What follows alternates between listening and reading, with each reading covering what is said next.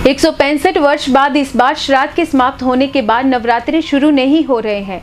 इस बार नवरात्रि एक माह बाद शुरू होंगे और इस दौरान अधिक मास लगेगा। इस अधिक मास को लेकर चंबा हलचल के कई दर्शकों को कुछ संशय थे, जिस पर चंबा हलचल द्वारा चंबा के प्रसिद्ध ज्योतिष पंडित जय कुमार से बात की गई, तो उन्होंने लोगों के सवालों के जवाब दिए। ओम गजाननं भूतगणाधिसेवितं कपित्थजम्बुफलचारुभक्षणम् उमासुतं शोकविनाशकारकं नमामि विघ्नेश्वरपादुकं।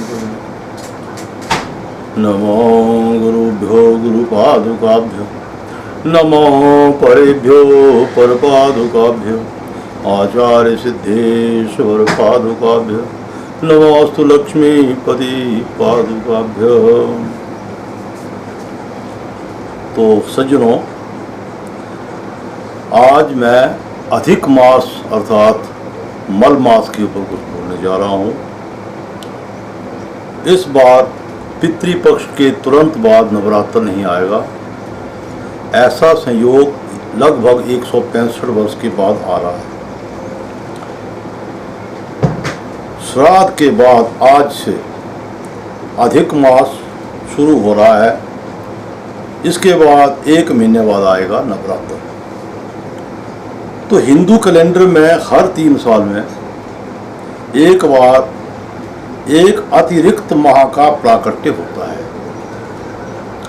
जिसे अधिक मास, मल मास या पुरुषोत्तम मास के नाम से जाना जाता है। जिस महीने में अधिक मास आता है उसमें 4 पक्ष होते हैं।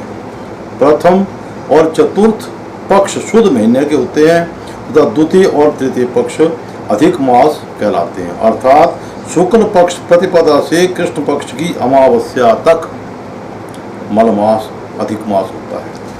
इस वर्ष अंग्रेजी तिथि के अनुसार 18 सितंबर 2020 से 16 अक्टूबर 2020 तक आश्विन मास जो है वो अधिक मास अर्थात मल मास के रूप में है। हिंदू धर्म में इस मास का विशेष महत्व है।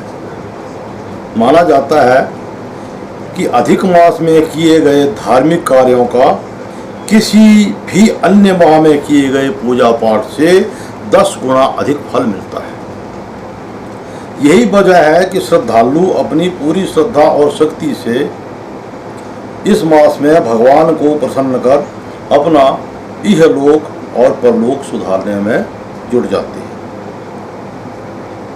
भारतीय गणना के अनुसार प्रत्येक सूर्य वर्ष में 365 दिन और करीब 6 घंटे का होता है। वहीं चांद्रमास 354 दिन का माना जाता है। दोनों वर्षों के बीच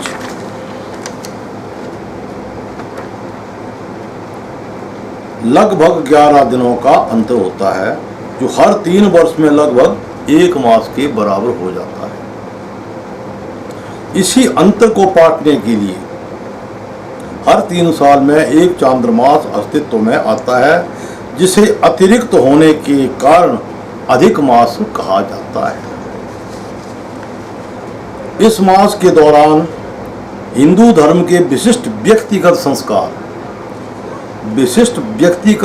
संस्कार होते हैं, जैसे नामकरण, अकारण जिसको बोलते हैं, यज्ञोपवीत, विवाह। हालांकि नामकरण और जो अन्नप्राशन के संस्कार हैं ये हमारे ज्योतिष शास्त्र में ले लिए गए हैं। कई जगह नामकरण संस्कार का विरोध करते हैं, परंतु ये ले लिया गया नामकरण। हाँ, यज्ञोपवीत और विवाह, गृह प्रवेश, नई वस्तुओं का खरीदना, ऐसे आम तौर पर कार्य नहीं किए जाते।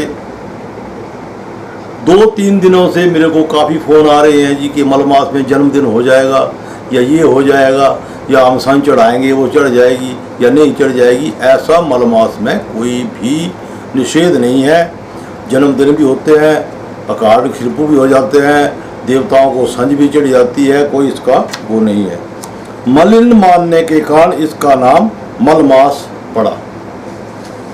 अधिक मास के अधिपति अर्थात स्वामी भगवान विष्णु माने जाते हैं, इसलिए इसको पुरुषोत्तम मास भी कहा है। इसे विषय में एक बड़ी रोचक कथा पुराणों में मिलती है।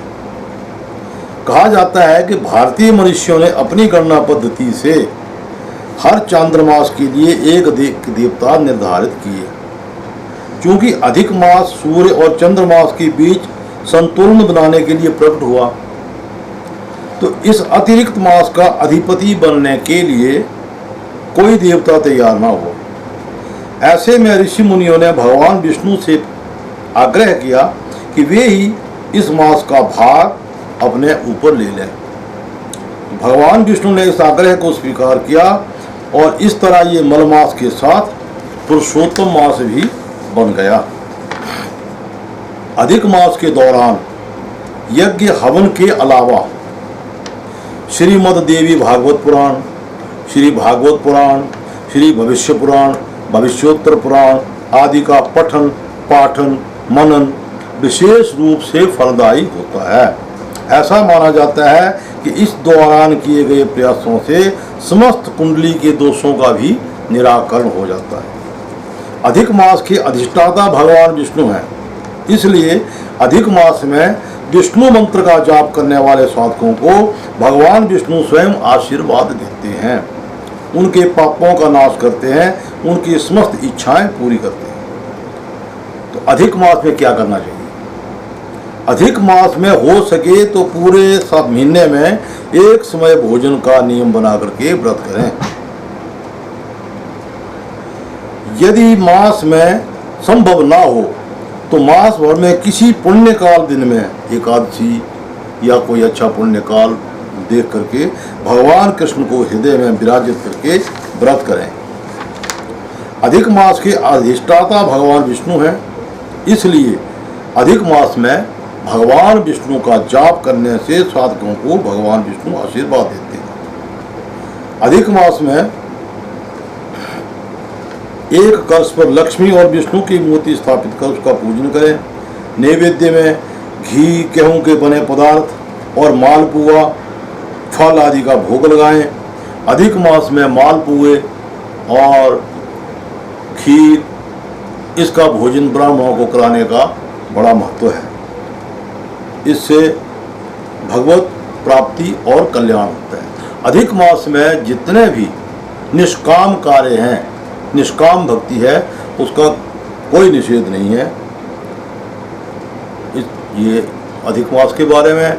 इसके बाद आगे नवरात्र आएगी। नवरात्र का पहला दिन किस भगवती का है, दूसरा दिन किस भगवती का है, पूरा आपको इसके माध्यम से बताया जाएगा। गोवर्धनम वंदे गोपालम गोपरूपिणीम गोकुलोत्सवमीशानम गोविंदम गोकुला प्रियम। राधे राधे।